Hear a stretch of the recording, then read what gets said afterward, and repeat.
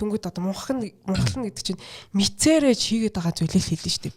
Жишээлбэл та одоо юу гэдэг өглөө заал цайгаа уугаарай гэж хэлсэн байгаа. Танд аль хэзээний ухаанд юунд ч ухамсарталд ухамсарч орсон байгаа шүү дээ. Тэгс энэ уухгүй яваад байвал яах нь энийг мунхаг гэдэг байгаа байхгүй. Мицээрээ чийгээд байгаа сэтгэлийг хилээд байгаа байхгүй. Тэр энэ уур мунхаг энэ хүсэл тачаал 3 гэдэг энэ сэтгэлийн 3 гэмгийг энийг хилээд байгаа. Тэр энэ эднэрийг бид нар зүгээр хамгийн эхлээд засах хэрэгтэй мөлий. Миний одоо өгөх зөвлөгөө болвол миний туршлага болвол миний судалсан зүйлээс хамгийн одоо ганц зүйлийг би ойлгосон. Хүн сэтгэлээ одоо сайхан барьж тогтоож сэтгэлийг тэгж нөө амир одоо тий амирлахгүй одоо тий сайхан тайван амгалан байсан цагт хүн одоо тэр өвчин гэдэг юм ерөөсөө тусахгүй мэлээ шүү. Хамгийн эхлээд энийг л бид нар мэдэх хэрэгтэй. Энэ бүр бодитоор бүх юм дээр ажиллаж байгаа байхгүй. Яг бүр ингэ бодит байгаа байхгүй.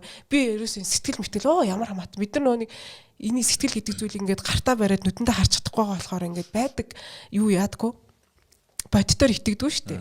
Гэтэл бид нар юу хөдөлгөөд байгаа, юу инээлгээд байгаа, юу урал болоод байгаа энэ хийгээд энэ сэтгэлгээд байгаа зүйл чинь шүү дээ.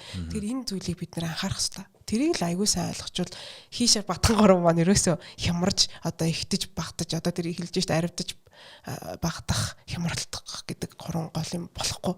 Энэ гурав чинь нэг хямраад эхэлнэ, нэг ихтээд эхэлнэ, нэг багтаад тэгэхээр өвчний хамгийн анхны шалтгаан байхгүй.